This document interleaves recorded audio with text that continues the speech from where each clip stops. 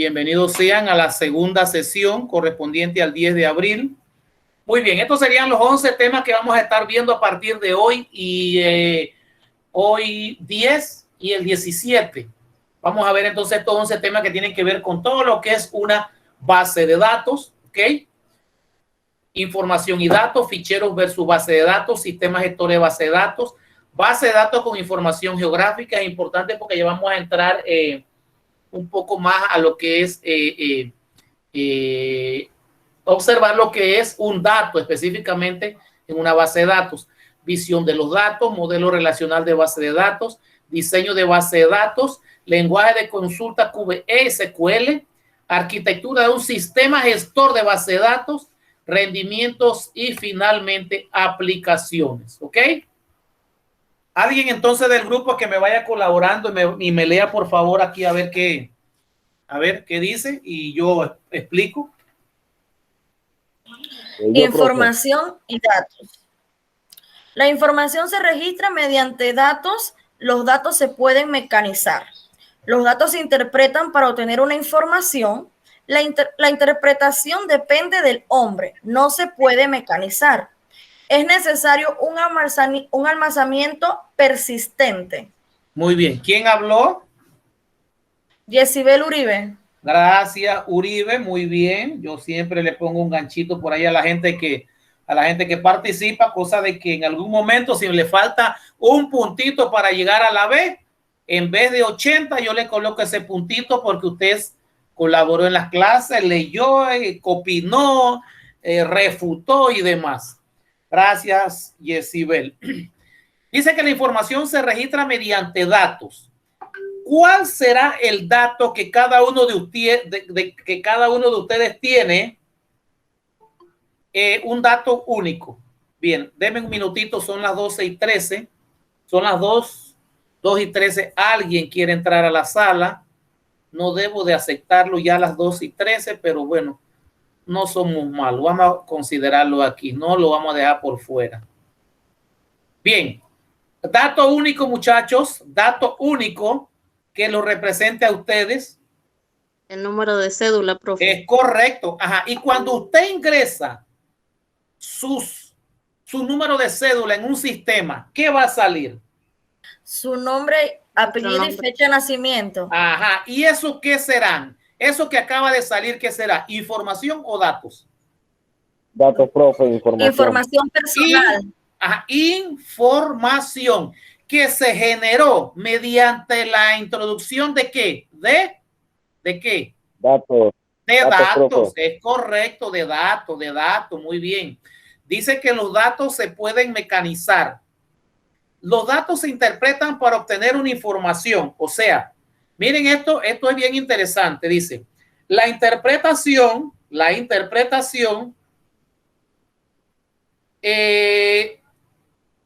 depende, la interpretación depende del hombre. No se puede mecanizar.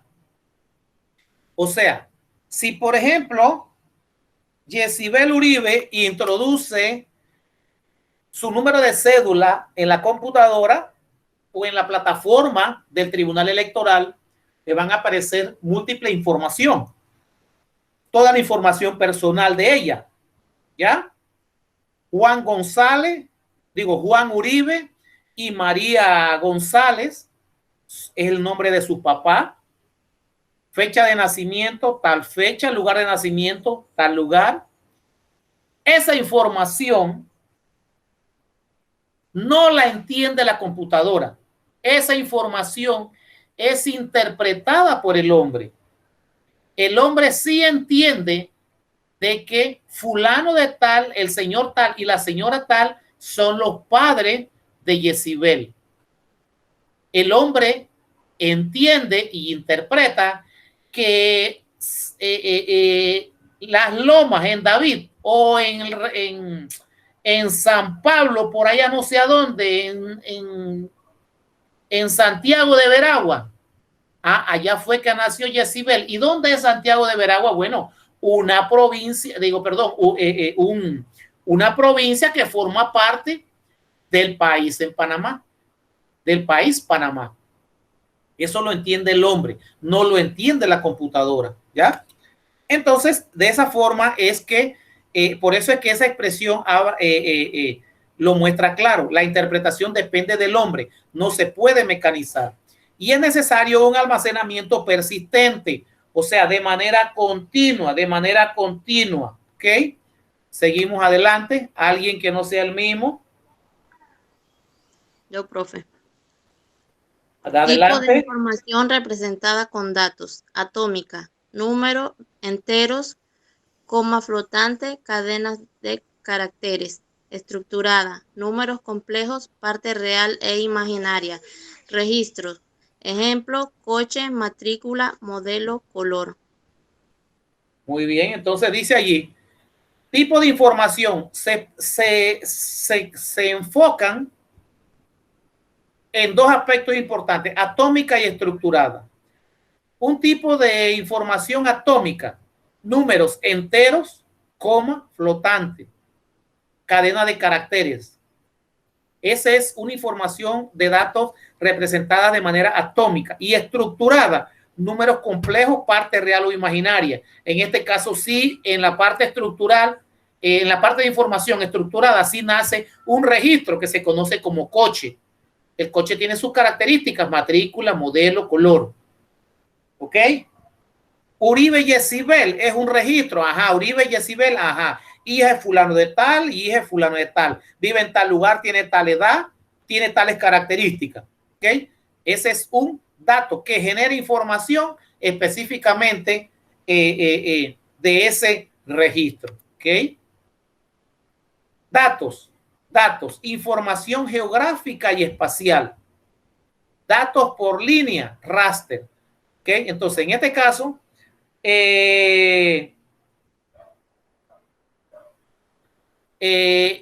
caso, pues, los datos específicos hacia la parte geográfica tiene que ver con los raster.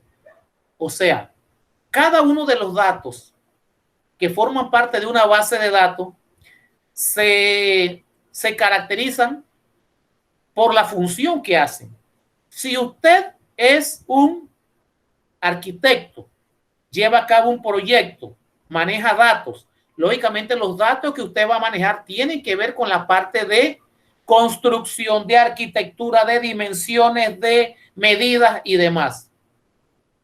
No es igual así una base de datos que se manejan, por ejemplo, dentro de una clínica, hospital, por darle un ejemplo. ¿Qué datos se manejan ahí? Pacientes, consulta, registro de clientes, diagnóstico, ¿ya? Todo lo que es información clínica. Y así sucesivamente. Todo depende de la finalidad y de las funciones con las que se crea la base de datos. Información geográfica y espacial, vemos lo que son. Aquí nos vamos específicamente a los datos, ¿sí? Información geográfica y espacial, ahí nace pues lo que se conoce como datos vectoriales, segmentos, triángulos y polígonos. Ya como quien dice, entonces sí nos vamos más a fondo, nos vamos un poco más detallado, ¿verdad? Más que todo pues enfocado específicamente a la información que se maneja. En este caso pues información geográfica, ¿ok? Me dicen el nombre, me dice el nombre de la persona que va a leer. Profe, Juan Carlos. Juan Carlos, adelante Juan Carlos. Fichero versus base de datos. Ficheros. Almacenamiento persistente no volátil de datos usados para representar información. Ejemplo, fichero de texto, documentos. Base de datos, colección persistente de datos relacionados usadas para representar información. Ejemplo, MS Access, MS SQL Service, EIM SQL, PostgreSQL, Oracle, IBM. Okay. Oracle. Muy bien, gracias Juan Carlos. Ficheros versus base de datos. Aquí En este punto vamos a hacer, como quien dice, una comparación entre las funciones que hace un fichero y las funciones que hace una base de datos. Ambas se necesitan mutuamente porque lo que hace un fichero lo necesita la base de datos. ¿Ok? Lo necesita la base de datos. Una base de datos necesita ficheros, pero de igual manera se manejan mancomunadamente. Fichero, almacenamiento persistente, no volátil. ¿Qué significa eso no volátil? No se deshace. ¿Ya? Ficheros de texto, documentos XML. ¿Ya? Ese es un ejemplo. Ahí se puede manejar un fichero. Si ustedes recuerdan cuando uno iba a las bibliotecas a buscar información, directamente la persona, la bibliotecaria, no iba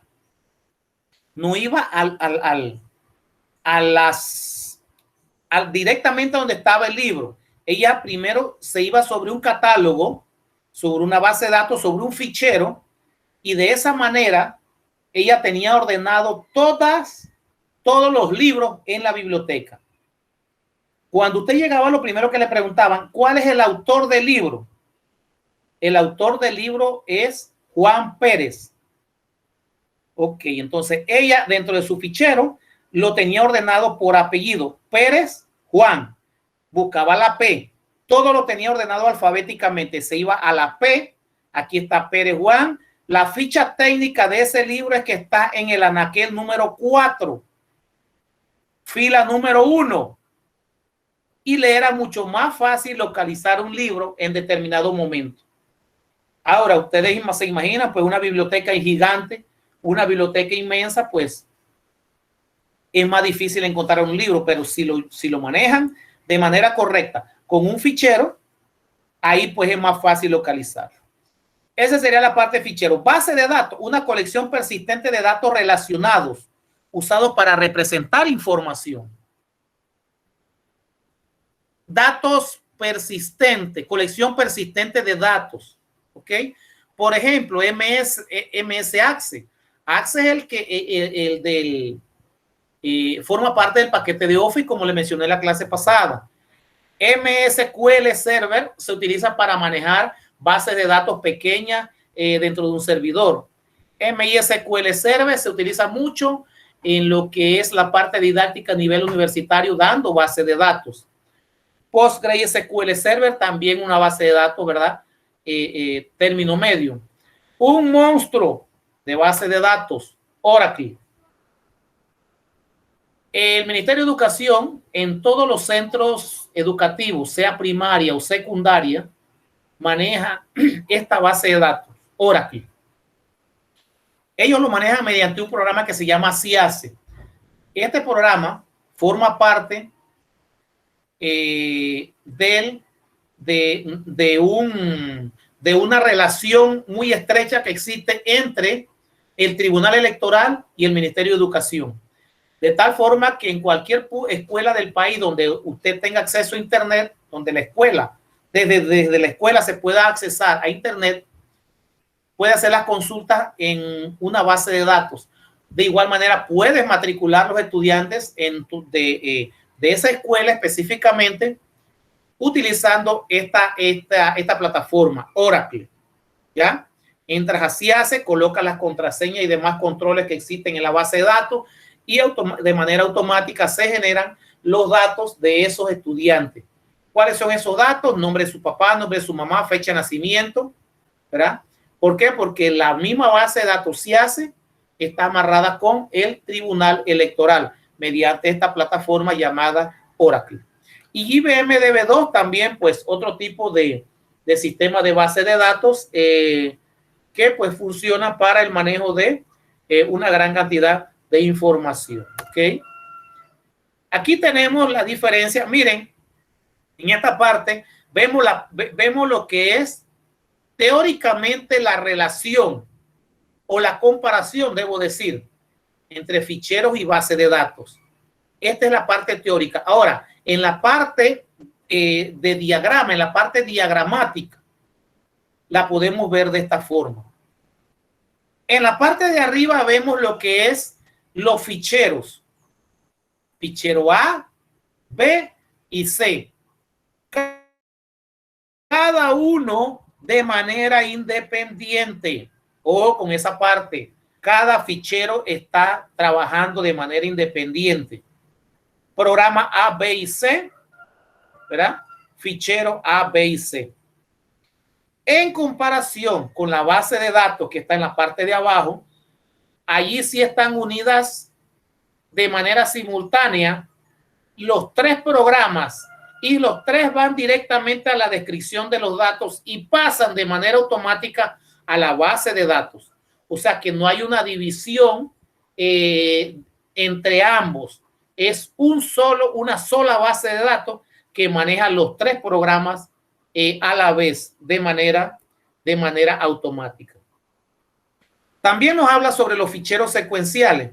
Dice que, como su nombre lo dice, los ficheros secuenciales, primero pues trabajan uno a uno, ¿ok? De manera ordenada, como usted los ve aquí, ellos vienen y de manera paulatinamente, primero pasa uno, después sigue el otro y así sucesivamente. Acceso serializado. ¿Qué significa eso de acceso serializado? Que cada uno maneja un sistema único para la conexión o la interpretación o el acceso de los datos específicamente en un archivo, ¿ya? Si ustedes observan aquí, pues vemos que aparece el acceso serializado y dice con las aplicaciones para acceso a los datos. O sea, no existe un acceso automático a toda la base de datos, como sucede aquí.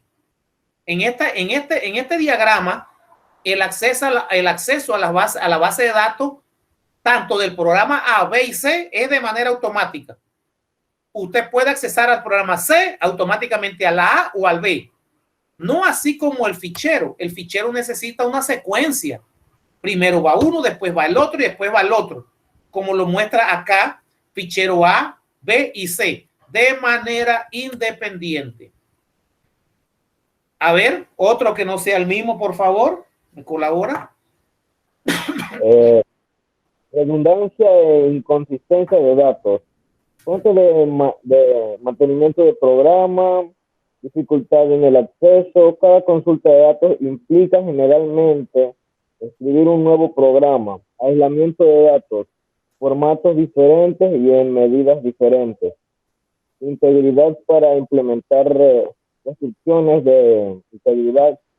Es necesario modificar todos los programas que accedan a los datos. Muy bien, gracias. Redundancia e inconsistencia de datos. Muchachos, dentro de una base de datos no puede haber redundancia. Usted no puede estar duplicando la información, ampliando la información cuando usted la puede reducir a su mínima expresión siempre y cuando se entienda. Cuando hablamos de inconsistencia de datos, quiere decir que la información que tú estás manejando no es la correcta. Si usted trabaja dentro de un banco, los datos que genera un banco dentro de una transacción monetaria son datos muy sensitivos. No así como cuando usted maneja los datos de una ferretería. 6 martillos y solamente hay 5, se perdió uno. Ah, bueno, pues el encargado de bodega lo tiene que pagar. Si lo compara con una transacción monetaria, quiere decir que son datos más delicados, datos que no pueden fallar. Si dentro del balance de la cajera se le hizo el arqueo de caja, sobraron $500, el error se cataloga igual como que si hubiese faltado. Ellos, los encargados de la base de datos, nunca se enfocan a que, no, $500 la empresa, se ganó $500, vayan y se lo entregan a la cajera. El error igual se considera tanto que falte como que sobre, porque así como sucedió el error y la inconsistencia del dato al momento de hacer la operación, que quedaron de más, así mismo pueden pasar de menos. Ellos se enfocan al error que no puede suceder. Dentro de los costos de mantenimiento de los programas, todas las empresas que venden sistemas de software con base de datos, ellos incluyen dentro de eso el costo de mantenimiento.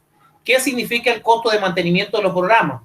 Pues hay que darle el mantenimiento no solamente a la base de datos, sino también al equipo en la parte del hardware y el software. ¿Qué indica eso de dificultad en el acceso? Cada consulta de datos implica generalmente escribir un nuevo programa, ¿verdad? O sea, en este caso, si tú tienes problema de acceso, quiere decir que algo dentro del programa, algo dentro de la aplicación, algo dentro del software en el cual tú estás interactuando momentáneamente, está dando dificultades, está dando problemas, ¿verdad? Entonces, en ese caso, pues, hay que volver a escribir el programa. Aislamiento de datos, formatos diferentes y en medios diferentes. Cada uno de esos datos, pues, trabajan dentro de un sistema de aislamiento con formatos a los cuales hay que hacerle diferentes tipos de modificaciones.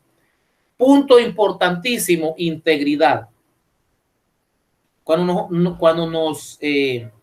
enfocamos en la parte de integridad, esto se refiere a que toda la información que maneja esa base de datos tiene que ser veraz, tiene que ser cierta, tiene que coincidir la parte física con la parte, la física con la del sistema, debo decir. No debe haber inconsistencia de datos. O sea, integridad quiere decir veracidad y confianza en el sistema de base de datos. ¿Ok? Vamos a ver qué significará eso de atomicidad. A ver, adelante, muchachos. Atomicidad. Cuando hay un fallo informático, corte de corriente, error de disco, se puede producir una inconsistencia o una transferencia bancaria. La transferencia debe ser una operación atómica, ocurre totalmente o no ocurre. Muy bien, ¿quién habló? Cassandra, profe. Cassandra, gracias, Cassandra. De nada, profe. Cassandra, tú eres modular, ¿verdad? No, virtual, profe. Cassandra. Oye, y tú eres 11, sí, yo no te tengo aquí en lista, Cassandra, yo pasé lista ahorita. Sí, profe, yo le respondí cuando usted me llamó. Wow, ¿será que es que ya me estoy durmiendo? Cassandra, ¿qué? Lorío, profe, Lorío. Creo que me dijo de que Iris Lorío. Ya, Lorío. O sea, si yo te digo Lorío a Iris K, jamás esa K, yo pienso que puede ser Cassandra. Esa K jamás en la vida podía creer que era Cassandra. Bueno, listo. Gracias, Cassandra. Ok. Atomicidad es cuando hay un fallo informático, o sea, se fue la luz esporádicamente, momentáneamente, hubo un corte de fluido eléctrico o un error de disco. Al momento de que estaba el sistema grabando, hubo un fallo de disco momentáneo. Ahí ocurre una atomicidad.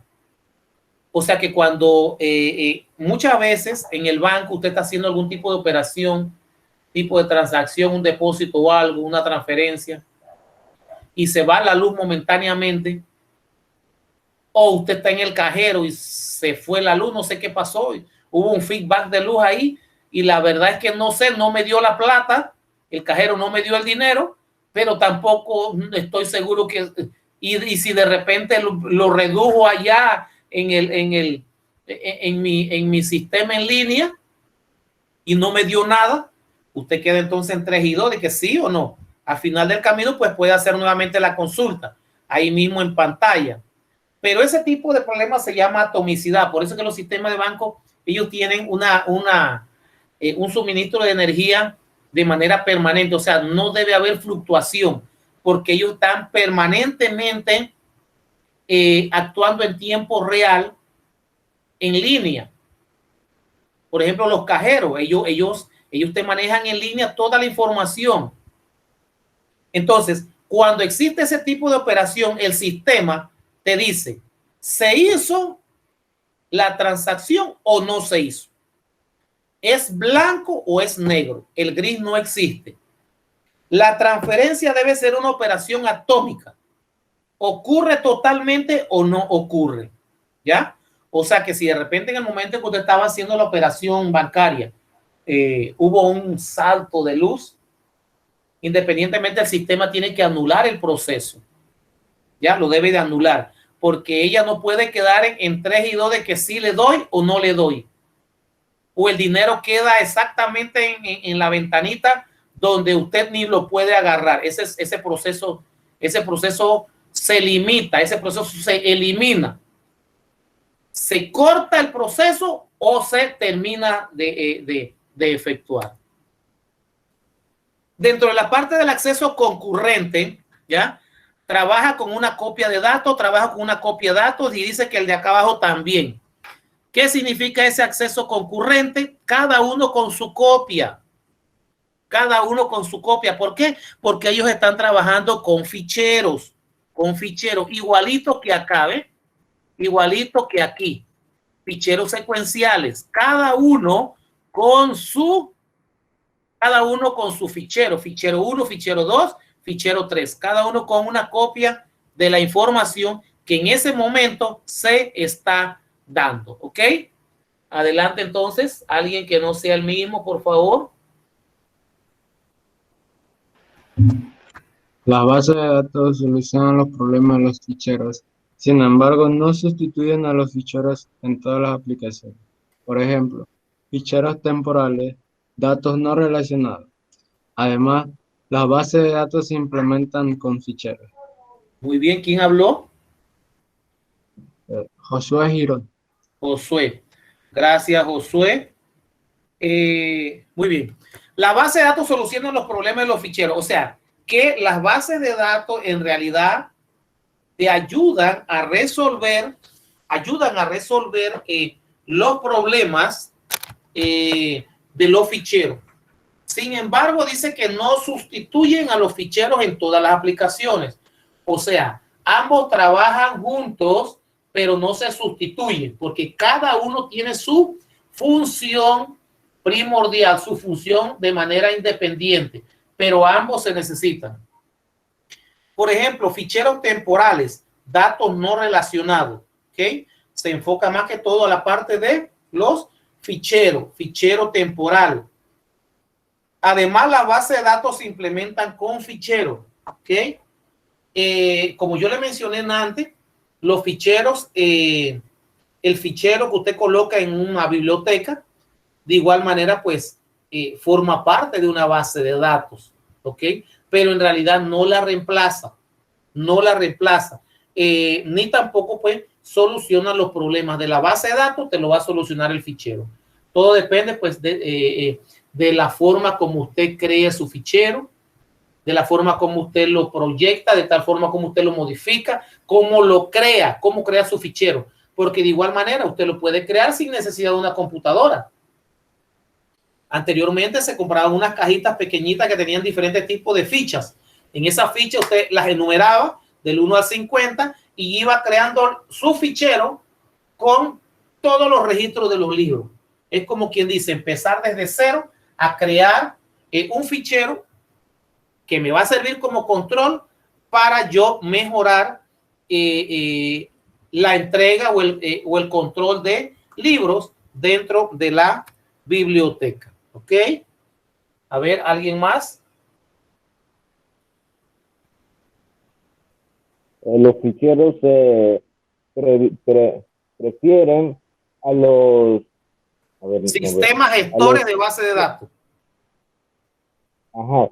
Cuando el BD y aplicaciones simples, bien definidas y sin videos de cambio, sin visos de cambio, requisitos de tiempo real que no pueden cubrir los sistemas gestores de base de datos. Sí. no se requieren accesos concurrentes. Ah, ¿quién habló? Yo sin Palacio. Palacio. Ok, listo. Justin Palacio. Listo. Muy bien. Los ficheros se prefieren a los sistemas gestores de base de datos. ¿Cuándo? Cuando los sistemas gestores de base de datos los prefieren. Cuando la base de datos y aplicaciones simples, bien definidas y sin aviso de cambio. Ahí hay un acceso, una aceptación de un sistema gestor de base de datos. También cuando los requisitos de tiempo real que no pueden cubrir los sistemas gestores de base de datos. O sea que en ese momento existe algún tipo de requisito que un sistema gestor de base de datos no puede cubrir. Entonces brinca el fichero y dice, bueno, ahí está, yo te puedo resolver.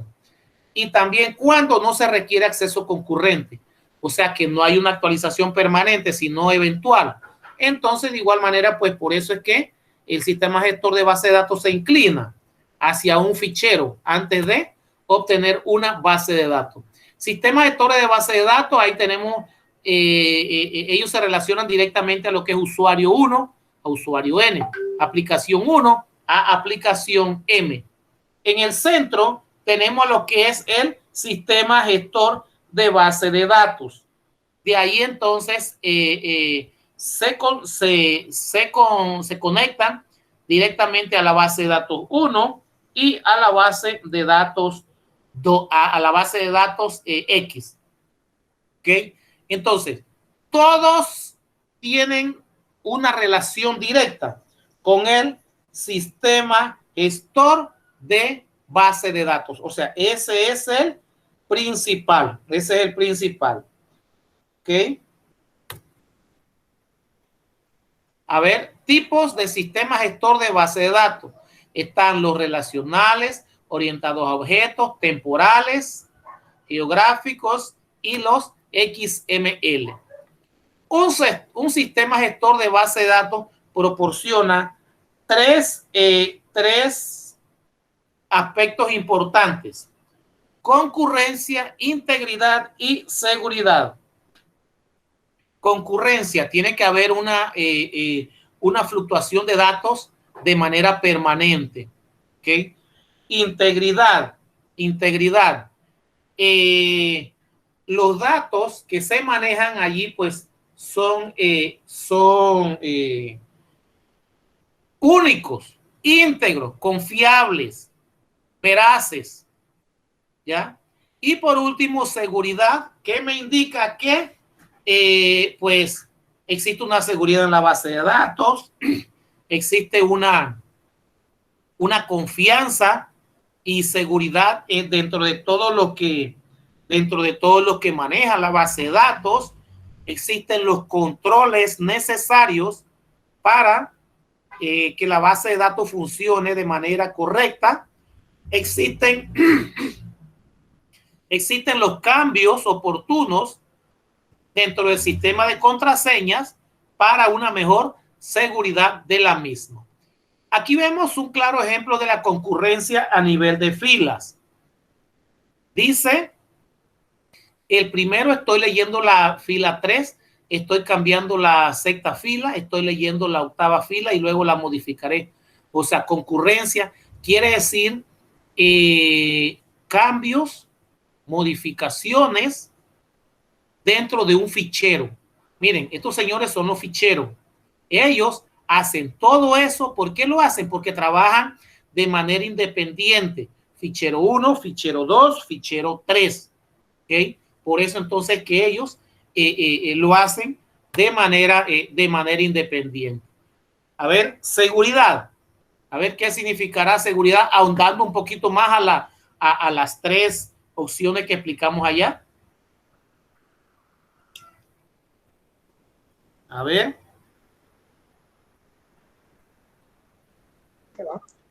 Un SGBD es un sistema de software capaz de manejar grandes colecciones de datos relacionados, compartidos, persistentes, Aseguran su fiabilidad y privacidad. Usuarios, roles, restricción de acceso. Muy bien, ¿quién habló allí? Iris, profe, Cassandra. Iris, Cassandra. Bueno, es que no te veo, Cassandra. Acuérdate que yo estoy acá con la pantalla y no les veo la cara. Y las voces de las damas se parecen una a otra. Así es que para mí pareciera pues que son diferentes, pero pues el mismo tono de voz. Un sistema gestor de base de datos es un sistema software capaz de manejar grandes colecciones de datos. Bien, esto me indica que este tipo de software maneja una gran cantidad de información. Toda esa información es relacionados, compartidos y persistentes. Relacionado, cada base de datos se puede relacionar entre ellas. Se comparten recursos de manera persistente, de manera permanente, ¿ok? Aseguran su fiabilidad y privacidad. ¿Qué indica eso? Que pues es confiable, es segura, nadie va a entrar, nadie puede alterar mi base de datos, nadie puede alterar los datos que están dentro de mi sistema, de mi software, ¿ok? Y lógicamente hay restricciones de acceso. Casi siempre en los bancos, de cierto a cierto tiempo, ellos modifican las contraseñas. Ellos tienen un patrón. Ellos tienen un patrón a seguir muy rígido de a qué fecha ellos hacen cambios de contraseñas. ¿Ok? Vamos a ver cuáles serán las ventajas. ¿Cuáles serán las ventajas? Terminamos con esta. Ya esta es la última. Quedamos en la 20. Como consecuencia de estas características se obtienen las siguientes ventajas. Normalización, tiempo de desarrollo de aplicaciones reducido, flexibilidad, facilidad para añadir o eliminar datos necesarios, disponibilidad inmediata de las actualizaciones de datos para todos los usuarios. Muy bien. Las ventajas, pues ahí están bien claras. Esto me indica de que pues cada una de esas cosas tienen consecuencias. En este caso, pues, ventajosas. Te permiten mejorar la disponibilidad, te permiten mejorar la productividad, te permiten mejorar la actualización de tu base de datos. Y eso, pues, nos ayuda grandemente a que sea confiable y puedas modificar toda la información en determinado momento. Muy bien. Entonces quedamos en la número 20 para la próxima clase. Son las 2:50. No sé si hay alguna pregunta, alguna duda. ¿Ok? ¿Alguna pregunta, alguna duda? Algo que quieran adelante. No, profe, no hay ninguna. Ok. Antes de que se me vayan, necesito explicarles el taller correspondiente a la segunda sesión. Este taller tiene que ver, vamos a colocarle aquí,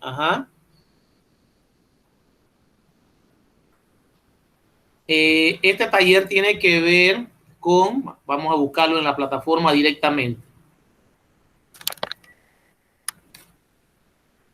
Vamos a buscar una plataforma. Taller número 2. Aquí está. Aquí lo tengo. Dice, confeccione un mapa conceptual sobre las tablas que se crean en Access, su función principal y características. Muchachos, en este aspecto es importante que ustedes sepan trabajar en un mapa conceptual.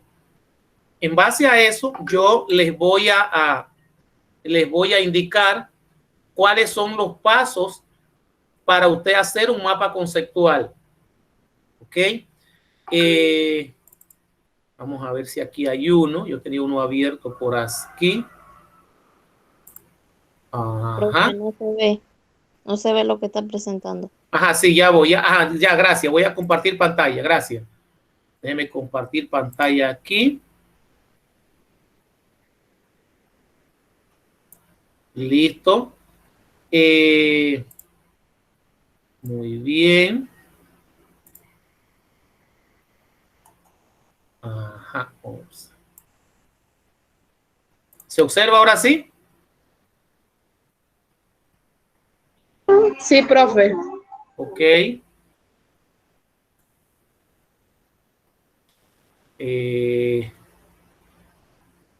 Lo tenía abierto.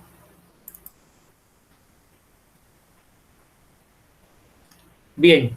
Un mapa conceptual, entonces, tecnología de hoy.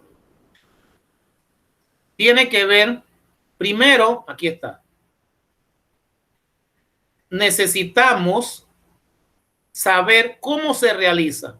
No sé si le toman una captura de pantalla ahí de su computadora o le toman una foto por WhatsApp, digo, por el celular, como usted desee.